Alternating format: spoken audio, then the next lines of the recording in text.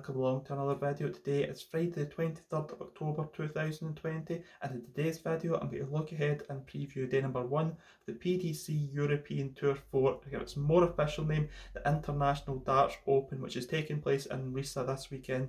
Now this is the last event for qualifying for the European Championships. Who will be those 32 players that will qualify for Oberhausen next weekend? Now day number 1 sees the last 48 stage take place in this event. 16 matches will take place in total, 8 matches in afternoon session starting at 12 PM UK time and 1 PM local time, and the evening session starts at 6 PM UK time and 7 PM local time. We'll see 8 matches in both sessions.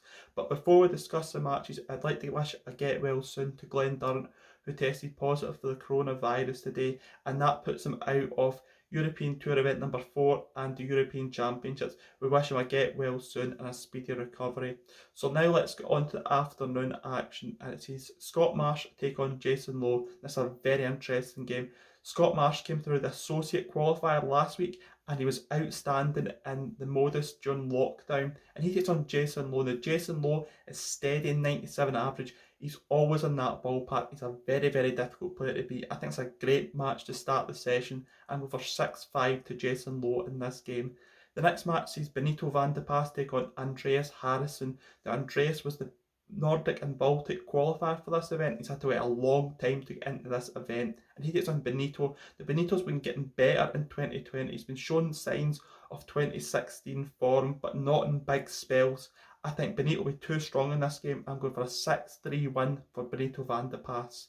The next match sees Andy Hamilton take on Simeon, and I'm going for Andy Hamilton to be too strong and too consistent for his German opponent who came to the host nation qualifiers on Thursday. I'm going for Andy Hamilton to win this game by 6-2. The next match sees Mario Vandenbogaerde take on Ross Smith. Now Mario came through the associate qualifier last week, and he takes on Ross Smith, who was excellent in the home tour. He reached the final stage, unfortunately didn't win the event, but he's been showing some great form in recent times, and I think Ross Smith will win this game by 6-3. The next match sees Brendan Dolan take on Fabian Roetsch, and I think that Brendan Dolan again will be too strong for his German opponent in this game. I'm going for a 6-1 win for Brendan Dolan. I think Brendan wants to show some good form going into the World Cup next couple of weeks, and they want to try and get a place in the European Championships with a good run at this event. The next game sees Ron Meulenkamp take on Michael Rosenauer. Now Ron Meulenkamp got to the final of Home Tour 2 and he's been good form recently. He struggled getting through each stage, but he got better as each stage went on, and he takes on Michael Rosenauer. Now Michael Rosenauer is one of those players who's decent in Germany, but he isn't good enough to compete in the European Tour level. That's my opinion. He has picked up some good wins in European Tour before. Last year in Riesa, the same event, he beat Christoph Ratajski in round number 2 before getting beat in round number 3 by Glenn Durrant. I think this game will be closer than you think it will be, but I think that Ron Meulenkamp will win this game by 6-4. The penultimate game of the afternoon sees Steve West take on Toni Alcinas. Again, I think Steve West will be too strong for Toni in this game, but I think it will have a close game, closer than you think. Toni will want to show that he's in good form going to the World Cup in a couple of weeks' time as well, but I'm going for 6-5 to Steve West in this game. The last game of the afternoon session sees Danny Noppert take on Sebastian Pohl, and I think that Danny Noppert will be too strong for his German opponent who came to the host nation qualifier on Thursday. I think Danny Noppert has been some fantastic form in recent times. He's been put 100 averages quite consistently, and I think Danny Noppert will win this game by 6-0. Now the evening session starts with Jamie Lewis take on Robert Marijanovic. Now Jamie Lewis is a little period off darts, and I expect him to have a good showing in his first game back from that little break. And he takes on Robert Marijanovic, who came through host nation qualifiers on Thursday. Now I think that Jamie Lewis will be too strong for Robert in this game, and I think it will be 6-4 to Jamie Lewis in this game. The next match sees Tytus Kanik take on Martijn Schindler. Now, I think it's a very interesting game because I think Tytus will be around that 85 mark and be tough to beat in this game. Can Martin Schindler produce his A game to beat it? That is the question in this game, and I think he will do so. I think Martin Schindler will win this game in front of a home crowd by 6-3. The next match sees Scott Baker take on Mikael Unterbuchner. This could be a BDO game back in a couple of years ago, but it's an interesting matchup because Scott's a fast, rapid player, and Mikael was very, very inconsistent last week. So we've seen some signs of brilliance. We've seen 11 darters, we've seen 12 darters from Mikael, but we also followed it up with not finishing in 21 darts or 24 darts. There was just no consistency for Mikael.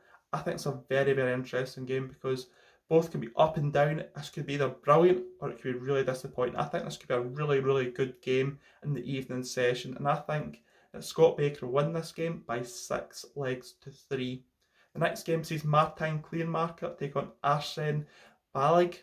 Now, Martijn Kleermaker has been really good form in 2020. He's been so solid, and I expect him to produce some very, very good darts against Arsen, who I don't know much about other than he came through European host nation qualifiers. He was born in Albania, but he now represents Germany living in there, so that's how he got to play in the host nation qualifier. He wasn't great in any shape or form with his averages, but he got the job done in each game. But I think Martijn will be a stage too far for him, and I think Martijn Kleermaker will win this game by 6-1. The next match sees Madars Razma take on Kai-Fan Leung. Now, Kai-Fan Leung was excellent, especially on his finishing in the home tour too. Ton plus checkouts was Kai's thing. He took out so many on home tour too, and I expect him to produce similar high checkouts in this European Tour event. He takes on Madars Razma, whose treble 19 scoring has been outstanding in recent times. I think it's a really interesting matchup. I think this could go 11 legs, and I think that Kai-Fan Leung will win this game by 6-5. The next match sees Max Hopp take on Jelle Klaassen. It's a massive match for Max Hopp, especially because he'll think he's got a good chance of qualifying for the European Championships coming up in Oberhausen next weekend. Jelle Klaassen still has a chance, but he has to reach the semi-finals of this event to get to Oberhausen. I think it's a very interesting game. Max Hopp last Friday was very, very impressive with average 100. If he'd had doubles, it would be 105, 106 average, but doubles brought the average down. If he's missing by a long, long way in recent times as Max, and he takes on Jelle Klaassen. Now, Jelle Klaassen has a lot of 6-5 matches in recent times in 2020. I think this again will go 6-5, but I think this will go in his favour by 6-5. I think Jelle will win this game by 6-5 over Max Hopp. The penultimate game of the evening session sees Gabriel Clemens take on Philip Hegeman. Again, I don't know much about Philip, but Gabriel Clemens last Friday was outstanding. 105 average. He was truly class, but he didn't convert it on his Saturday form. Gabriel, again, is in a good position to qualify for Oberhausen, but he has to get a win in this game, and I think he will do quite comprehensively against Philip by 6-1 and reach round number 2, and it's a great chance for Gabriel Clemens this weekend. The last game of the session sees Mike Kuyvehoven take on Jesus Nogueira. Now, again, this is a very interesting game. Mike had a very, very good run last weekend, and he's almost assured this place in Oberhausen, and he takes on Jesus Nogueira. Now, Jesus could be the up or down. In more recent times, it has been down in form, but he did well to qualify for this event. Last year in the Challenger, Jesus was very, very good, and it's an interesting battle between these two. I think this will be a close game.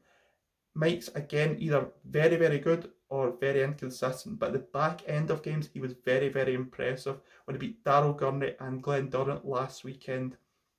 I think that Mike will win this game by 6-4 over Jesus Nogueira. So that's me came to the end of this video. If you've enjoyed this video, please leave a thumbs up on the video and leave a comment in the comment section below. And if you haven't subscribed to my channel, please do so. And until tomorrow, I preview day number 2 of the PDC European Tour 4. I will see you then. Goodbye.